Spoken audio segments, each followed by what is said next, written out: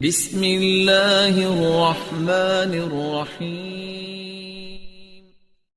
انسان کو دنیا میں امتحان اور آزمائش کے لیے پیدا کیا ہے۔ جتنی بھی زندگی انسان کو ملتی ہے اس میں اللہ تعالیٰ خیر اور شر، راحت، تکلیف، کامیابی، ناکامی، خوشی، غم، مختلف حالات اس پر ڈال کر اس کا امتحان لیتا ہے۔ دنیا کا قاعدہ اللہ رب العالمین نے یہ بنایا ہے کہ ہر انسان جو دنیا میں آتا ہے، چاہے وہ اچھا ہو یا برا ہو، اس پر آزمائش آئے گی۔ انسان اس امتحان اور آزمائش سے فرار اختیار نہیں کر سکتا ہے، اس کو اس آزمائش سے گزرنا ہی پڑے گا۔ لیکن وہ یہ کر سکتا ہے کہ اس امتحان میں، اس آزمائش میں کامیاب ہونے کے لیے وہ کرے جو اللہ تعالیٰ اس سے چاہتا ہے۔ اگر وہ اس امتحان میں کامیاب ہو گیا تو آخرت کی زندگی میں اس کے لیے اللہ رب العالمین کی طرف سے کبھی ختم نہ ہونے والی نعمتیں۔ اگر وہ اس امتحان میں ناکام ہو گیا تو دنیا میں بھی ذلت ہے اور آخرت میں اللہ رب العالمین کی ناراضگی اور سزا۔ لہٰذا ایک انسان کو زندگی کی اس حقیقت کو جان کر جینا چاہیے کہ ہم امتحان میں ہیں۔ امتحان کے بارے میں اللہ تعالیٰ نے فرمایا، کل نفس ذائقۃ الموت، ہر جاندار کو موت کا مزہ چکھنا ہے۔ وَنَبْلُوكُمْ بِالشَّرِّ وَالْخَيْرِ فِتْنَةً، اور ہم تم کو آزماتے ہیں شر اور خیر کے ذریعے امتحان کے طور پر۔ وَإِلَيْنَا تُرْجَعُونَ، اور پلٹ کے تم کو ہماری پاس آنا ہے۔ زندگی کا خاتمہ ایک دن ہونے والا ہے۔ جب تک آدمی زندہ ہے اس پر آزمائش آتی رہے گی۔ اگر اس آزمائش میں شر کے حالات میں وہ صبر کرے اور خیر کے حالات میں وہ شکر کرے تو اللہ تعالیٰ کے نزدیک انسان کامیاب ہے۔ اللہ تعالیٰ نے قرآن کریم میں فرمایا، وَلَنَبْلُوَنَّكُمْ بِشَيْءٍ مِّنَ الْخَوْفِ وَالْجُوعِ وَنَقْصٍ مِّنَ الْأَمْوَالِ وَالْأَنفُسِ وَالثَّمَرَاتِ وَبَشِّرِ الصَّابِرِينَ، ہم یقیناً تم کو آزمائیں گے۔ کن کن چیزوں سے؟ خوف سے، خوف کے حالات تم پر ڈالیں گے۔ کبھی جان کا خوف، کبھی اپنوں کا خوف، کبھی دشمنوں کا خوف، کبھی مال کے اعتبار سے خوف، کبھی کسی اور اعتبار سے تم پر خوف کے حالات ڈالیں گے۔ سیاسی حالات بگڑیں گے، خوف کے حالات تم پر آئیں گے، ڈر کے حالات تم پر آئیں گے۔ اسی طرح سے معاشی اعتبار سے، کھانے پینے کے اعتبار سے، زندگی کی بنیادی ضرورتوں کے اعتبار سے تم پر برے حالات ڈالیں گے۔ والجوع، بھوک سے تم کو آزمائیں گے، خوف سے آزمائیں گے، بھوک سے تم کو آزمائیں گے۔ فقر و فاقے کی نوبت آئے گی، کبھی سیلاب کی وجہ سے، کبھی قحط کی وجہ سے، کبھی کسی اور فساد اور بگاڑ کی وجہ سے۔ اسی طرح سے فرمایا، وَنَقْصٍ مِّنَ الْأَمْوَالِ وَالْأَنفُسِ وَالثَّمَرَاتِ، مالوں میں اور اسی طرح سے جانوں میں اور اسی طرح سے کوششوں کے نتائج یا پھلوں کے نقص کے ذریعے سے ہم تم کو آزمائیں گے۔ تمہارا مال، اس میں تجارتوں میں تم کو نقصان ہوگا، پیداوار تم بوؤ گے اس میں سے جتنی چاہتے تھے اتنی نہیں آئے گی، اس میں کسی اعتبار سے اس میں بگاڑ اور فساد اور نقص پیدا ہوگا، یا اسی طرح سے جانوں میں نقص پیدا ہوگا، فساد کے ذریعے سے، بیماری کی وجہ سے، ایکسیڈنٹ کی وجہ سے یا کسی اور وجہ سے جانوں کا نقصان ہوگا۔ تمہارے قریبی لوگوں میں کسی کی موت واقع ہوگی۔ تو مال اور جان اور انسان کی کوششیں، چاہے وہ کھیتی کے اعتبار سے ہو، باغ کے اعتبار سے ہو یا دنیوی اعتبار سے، کوششوں کے اعتبار سے ہو، اس میں جو چاہتا ہے آدمی وہ نتائج اس کے سامنے نہیں آئیں گے، اس میں نقص ہوگا، اس میں کمی ہوگی۔ ان تمام حالات سے تم کو ہم آزمائیں گے، جان و مال کے نقص سے اور اسی طرح سے جان و مال کے خوف سے تم کو ہم آزمائیں گے۔ اللہ نے فرمایا، وَبَشِّرِ الصَّابِرِينَ، تو خوشخبری دیجئے صبر کرنے والوں کو، یعنی وہ لوگ جو اس میں اللہ، ان حالات میں، ان پریشانیوں میں اللہ تعالیٰ کی شکایت نہیں کرتے ہیں، دل میں اللہ تعالیٰ سے ناراض نہیں ہوتے ہیں، زبان سے اللہ رب العالمین کی شان میں گستاخی اور شکایت کی بات نہیں کرتے ہیں، اپنی زندگی میں ایسا کوئی کام نہیں کرتے ہیں جو اللہ تعالیٰ کی صراط مستقیم سے ہٹنے والا، وہ اللہ کے دین پر جمے رہتے ہیں، وہی کرتے ہیں جو اللہ تعالیٰ کو راضی کرنے والا، وہی کام کرتے ہیں جس سے اللہ تعالیٰ راضی ہوتا، اللہ کی ناراضگی کے کاموں سے بچتے ہیں، سیدھے راستے کو چھوڑنے سے بچتے ہیں، سیدھے راستے پر ڈٹے رہتے ہیں، جمے رہتے ہیں، چلتے رہتے ہیں یہاں تک کہ انہیں موت آ جائے۔ اس لیے کہ موت تک آزمائش آنے والی ہے۔ انسان کی ناکامی اس میں ہے کہ آزمائش اس کو سیدھے راستے سے ہٹا دے، اس کی ناکامی اس میں ہے کہ وہ آزمائش میں مبتلا ہو اور اللہ تعالیٰ کے بتائے ہوئے راستے کو چھوڑ دے اور گمراہ ہو جائے۔ کامیابی اس میں ہے کہ اس کو آندھی، طوفان، پریشانیاں، مصیبتیں اس پر آئیں، لیکن یہ ساری پریشانیاں اس کو اللہ کے سیدھے راستے سے بھٹکا نہ پائیں، وہ اسی راستے پر جمع رہے۔ اس کی کامیابی اس میں ہے۔ نبی اکرم صلی اللہ علیہ وسلم فرماتے ہیں عجبا لامر المؤمن، مومن کا حال بڑا عجیب ہے، مومن کا حال بڑا عجیب ہے۔ ان امرہ کلہ خیر، وہ ہر حال میں خیر ہی میں رہتا ہے، اس کے تمام امور خیر والے ہوتے ہیں، وہ تمام حالات میں خیر پر قائم رہتا ہے۔ ولیس ذاک لأحد الا للمؤمن، اور یہ حالت، یہ نعمت صرف مومن کو ہی نصیب ہوتی ہے۔ آپ نے فرمایا ان اصابت السراء شکر فکان خیر اللہ، اگر اس پر خوشی کے حالات، راحت کے حالات آتے ہیں، نعمتوں کے اور خوشی کے حالات آتے ہیں، وہ اس پر اللہ تعالیٰ کا شکر کرتا ہے، اور یہ شکر کرنا اس کے لیے اچھائی ہوتا ہے۔ اور وَإِنْ أَصَابَتْهُ ضَرَّاءُ صَبَرَ فَكَانَ خَيْرَ اللَّهِ، اور اگر اس پر مصیبت کے حالات، تکلیف کے حالات آتے ہیں تو وہ ان پر صبر کرتا ہے، اور یہ صبر کرنا اس کے لیے اچھائی ثابت ہوتا ہے۔ معلوم ہوا کہ مومن ہر حال میں خیر سمیٹتا ہے، اس لیے کہ زندگی میں دو طرح سے امتحان اس کا ہونے والا ہے، اچھے حالات، برے حالات، خوشی کے حالات، تکلیف اور مصیبت، پریشانی اور غم کے حالات۔ ان حالات سے نبی بھی مستثنا نہیں ہے، اللہ کے نبیوں پر بھی یہ حالات آتے ہیں، لیکن نبی دوسروں کے لیے نمونہ بنتے ہیں۔ جب ان پر خوشی کے حالات آتے ہیں وہ اللہ کا شکر کرتے ہیں، اور جب مصیبت کے حالات آتے ہیں ان پر صبر کرتے ہیں۔ یہ ہر آدمی پر حالات آنے والے ہیں، لہٰذا انسان کو چاہیے کہ وہ انبیاء کے راستے کو چنے اور دنیا اور آخرت میں اللہ تعالیٰ کی نصرت، مغفرت اور اللہ کی رحمت کا حقدار بنے۔ آزمائش انسان کے دین کے بقدر آتی ہے، اللہ تعالیٰ ہر انسان پر آزمائش ڈالتا ہے اس کی دینداری کے مطابق، جتنی طاقت اس میں ہوتی ہے اس طاقت کے اعتبار سے، جتنی دینداری اس میں ہوتی ہے، جتنا زیادہ دیندار انسان ہوتا ہے اتنی زیادہ سخت آزمائش اس پر آتی ہے۔ نبی اکرم صلی اللہ علیہ وسلم صحابی ہیں سعد رضی اللہ عنہ فرماتے ہیں قلت یا رسول اللہ ای الناس اشد بلاء، میں نے اللہ کے نبی صلی اللہ علیہ وسلم سے پوچھا اے اللہ کے رسول، لوگوں میں سب سے زیادہ بلائیں کس پر آتی ہیں؟ لوگوں میں سب سے زیادہ مصیبتیں، پریشانیاں، آزمائشیں کن پر آتی ہیں؟ قال الانبیاء، آپ نے فرمایا نبیوں پر۔ ثم الامثل فالامثل، پھر نبیوں کے بعد جو مرتبے میں ہوتے ہیں اور پھر ان کے بعد جو مرتبے میں ہوتے ہیں، تو جیسے جیسے مرتبہ گھٹتا جاتا ہے آزمائش بھی کم ہوتی جاتی ہے۔ سب سے زیادہ آزمائش، بڑی آزمائش، کٹھن آزمائش نبیوں پر آتی ہے۔ اللہ کے نبی صلی اللہ علیہ وسلم فرماتے ہیں فَيُبْتَلَى الرَّجُلُ عَلَى حَسَبِ دِينِهِ، ہر آدمی اپنے دین کے مطابق آزمایا جاتا ہے، اپنی دینداری کے مطابق اس پر آزمائش آتی ہے۔ فَإِنْ كَانَ دِينُهُ صُلْبًا اشْتَدَّ بَلَاؤُهُ، آدمی کا دین اگر پختہ ہو اس کی بلا بھی، اس کی آزمائش بھی اتنی زیادہ سخت ہوتی ہے۔ وَإِنْ كَانَ فِي دِينِهِ رِقَّةٌ ابْتُلِيَ عَلَى حَسَبِ دِينِهِ، اور آدمی کے دین میں تھوڑی نرمی ہو، کمزوری ہو، تو اس کی بلا، اس کی آزمائش بھی اس کی دینداری کے مطابق ہی ہوتی ہے۔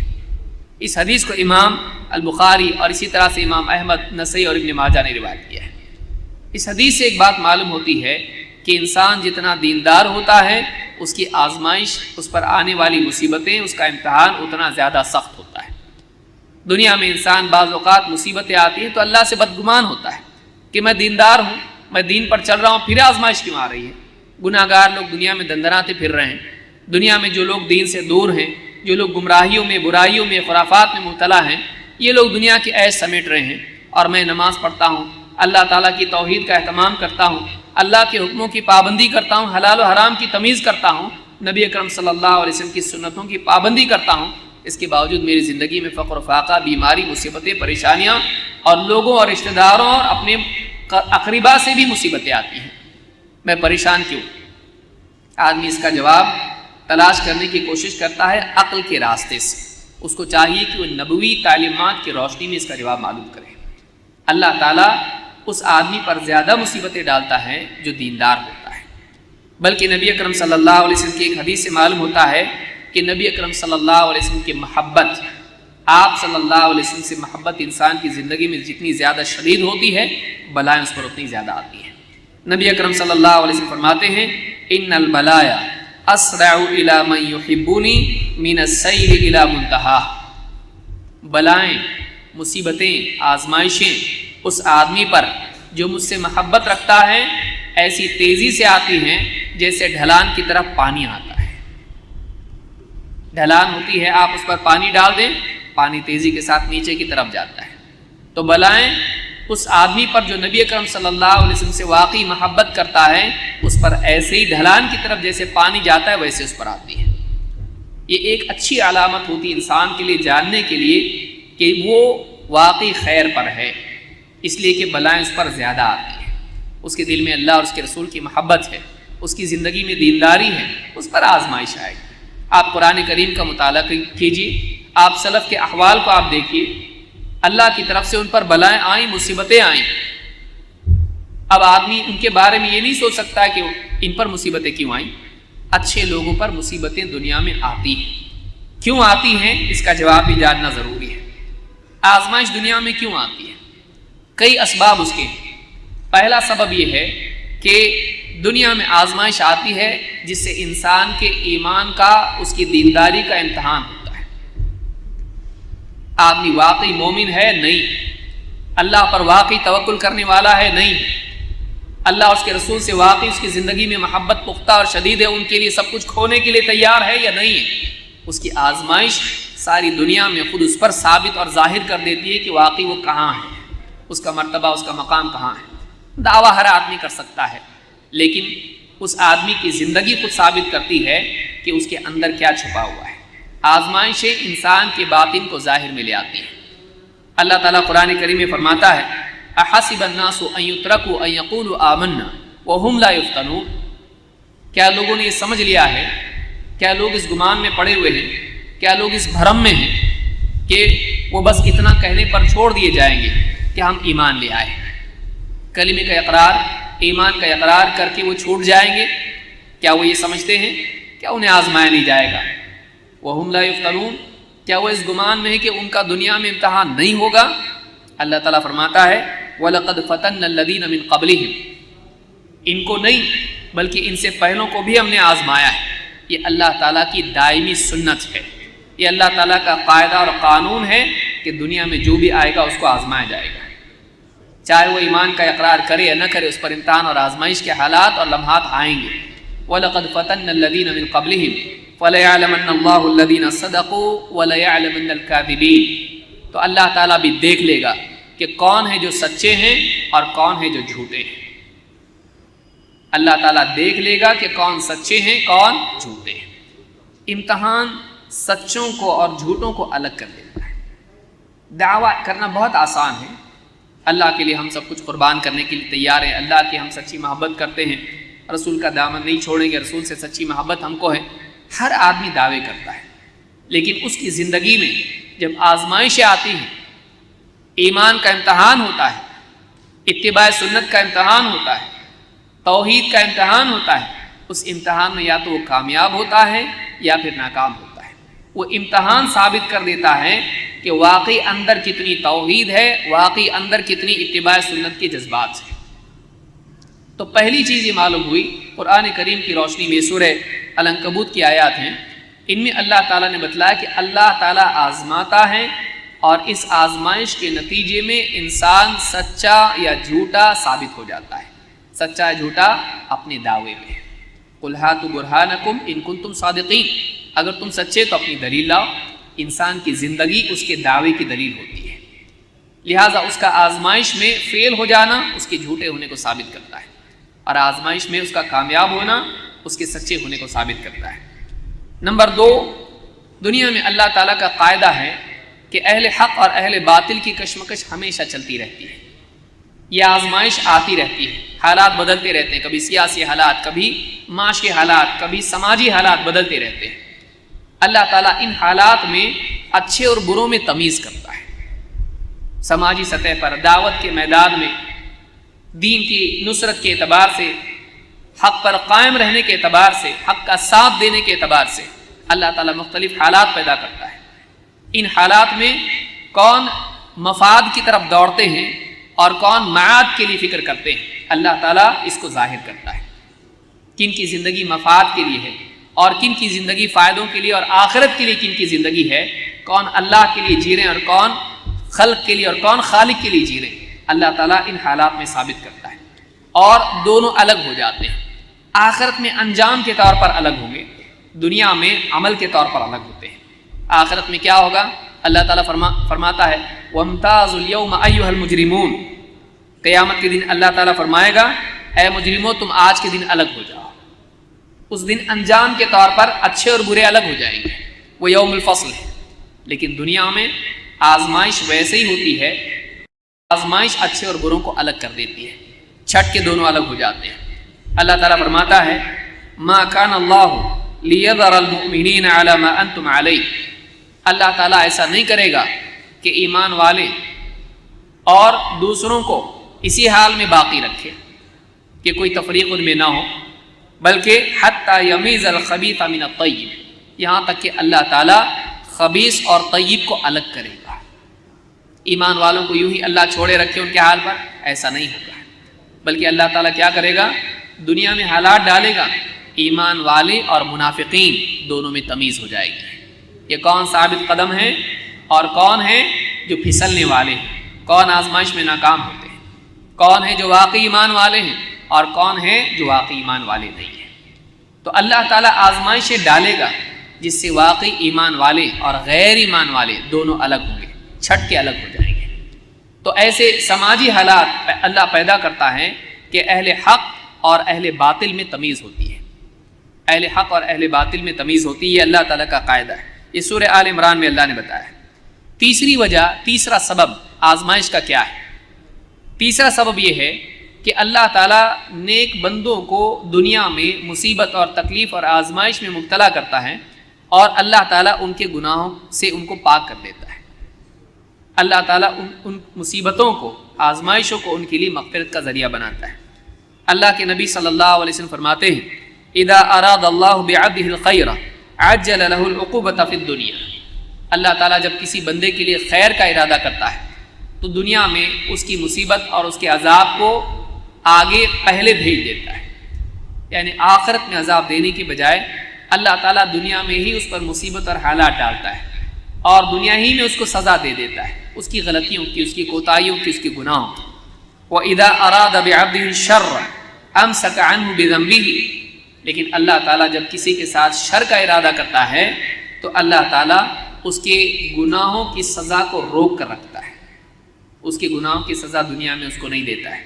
حَتَّى يُوَافِيَ بِهِ يَوْمَ الْقِيَامَةِ، یہاں تک کہ اللہ تعالیٰ اس کے گناہوں کی پوری سزا آخرت میں قیامت کے دن دے گا۔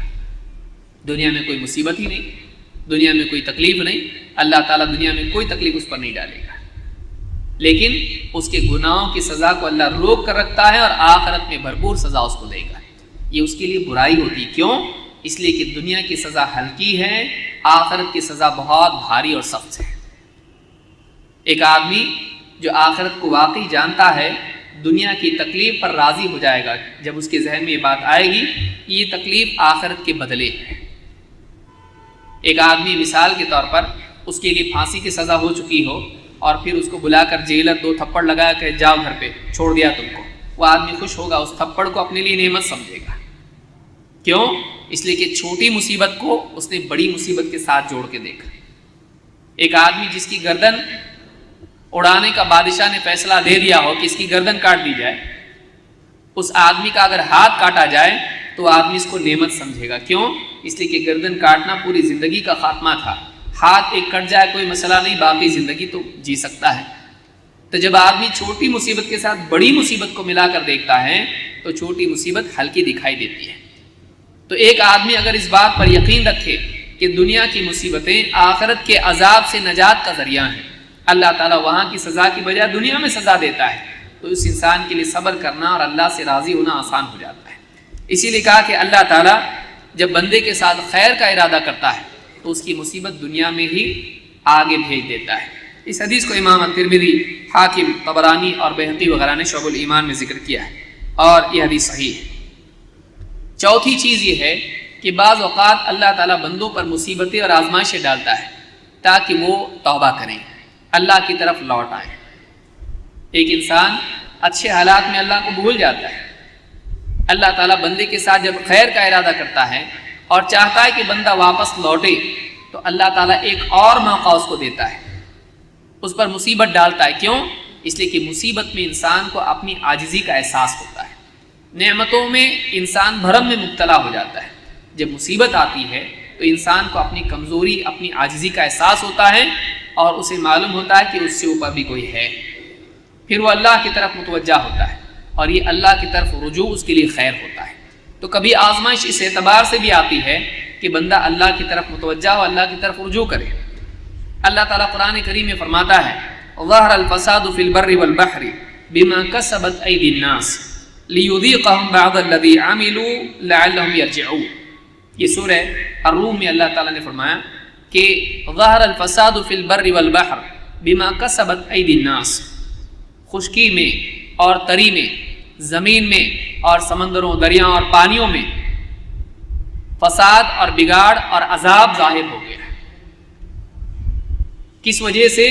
بما کسبت ایدی الناس، لوگوں کی کرتوت کے نتیجے میں۔ جو لوگوں نے برے اعمال کمائے ہیں، ان برائیوں اور گناہوں کے نتیجے میں خشکی اور تری میں فساد پیدا ہو گیا، بگاڑ آ گیا، اس کے نتیجے میں اللہ کا عذاب بھی آ گیا۔ اللہ فرماتا ہے لیذیقہم بعض الذی عملوا، تاکہ اللہ تعالیٰ ان کے بعض اعمال کے بدلے میں دنیا ہی میں ان کی سزا ان کو چکھا دے، لعلہم یرجعون، تاکہ وہ اللہ کی طرف واپس لوٹ آئیں، تاکہ وہ اللہ کی طرف رجوع کریں، توبہ کریں۔ تو دنیا میں مصیبتیں بعض اوقات اس اعتبار سے بھی آتی ہیں کہ ایک انسان کو اپنی غلطی کا، اپنے گناہ کا احساس ہو اور وہ اللہ تعالیٰ کی طرف رجوع کرے۔ صالحین پر بھی عذاب آتا ہے، دنیا میں مصیبتیں آتی ہیں، تکلیفیں آتی ہیں، لیکن یہ تکلیف ان کے لیے کفارہ بن جاتا ہے گناہوں سے۔ اللہ کے نبی صلی اللہ علیہ وسلم فرماتے ہیں بعض بندے ایسے ہوتے ہیں کہ ان کا ایک مقام ہوتا ہے اور وہ اپنے اعمال کی وجہ سے وہ مقام نہیں پا سکتے ہیں، اللہ تعالیٰ دنیا میں ان پر مصیبت ڈالتا ہے اور ایک کے بعد ایک تکلیفیں آتی رہتی ہیں اور اللہ ان مصیبتوں کے ذریعے سے ان کو اعلیٰ مقام نصیب فرماتا ہے۔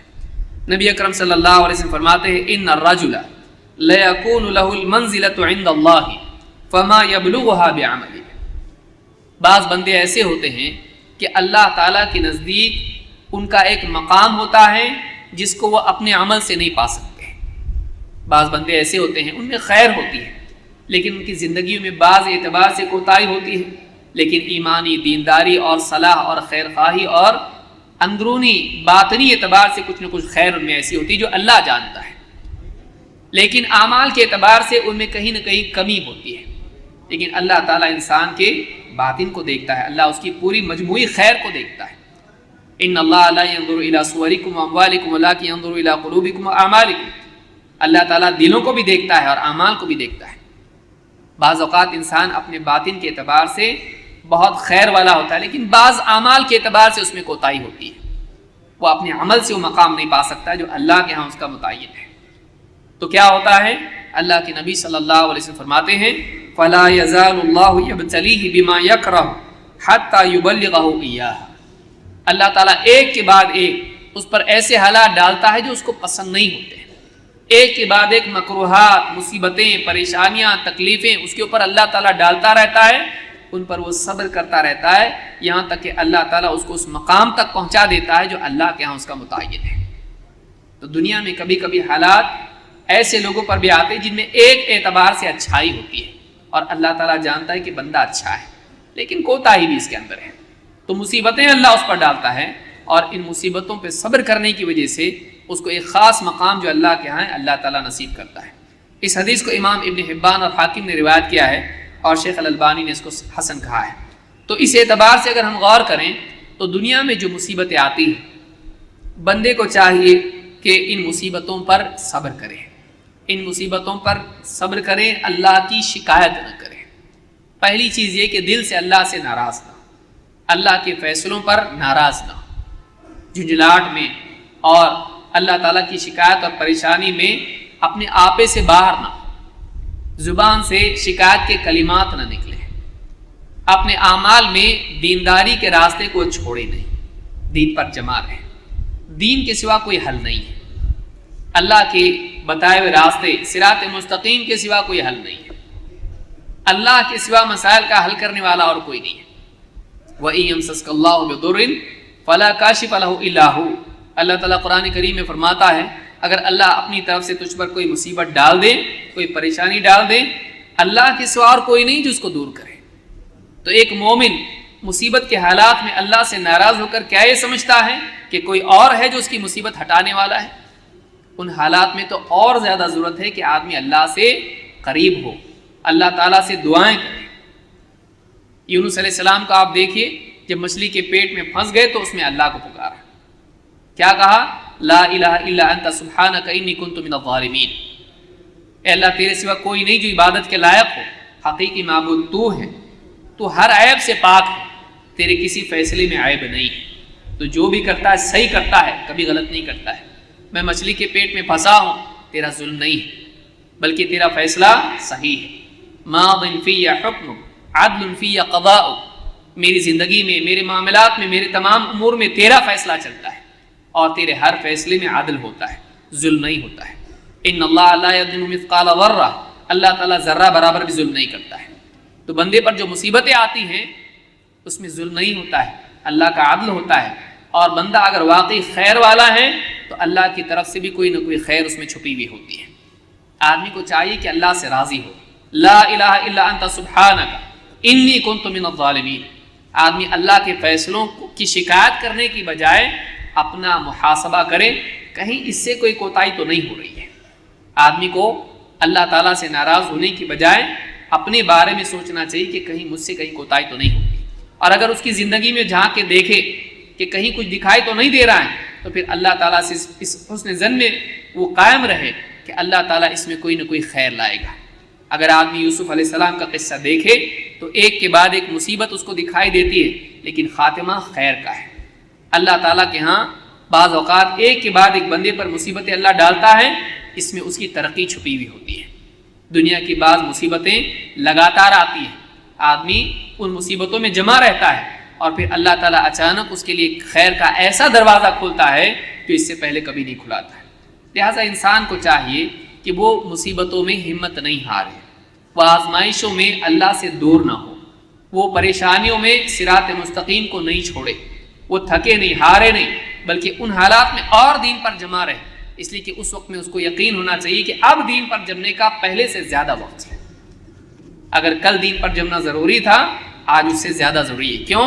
اس لیے کہ اللہ کی مدد دین پر ثابت قدم رہنے پر ہی آتی ہے۔ لہٰذا اس بات کا خیال رکھیں، اللہ رب العالمین سے دعا ہے کہ دنیا کی آزمائشوں میں، چاہے وہ اچھے حالات کے اعتبار سے آئے یا عموماً جو مصیبت میں آتی ہے، ان حالات کے اعتبار سے آئے، تکلیفوں کے اعتبار سے آئے، ہم سب کو اللہ رب العالمین اپنے دین پر، صراط مستقیم پر جمنے کی توفیق عطا فرمائے۔ اقول ھذا واستغفر اللہ لی ولکم۔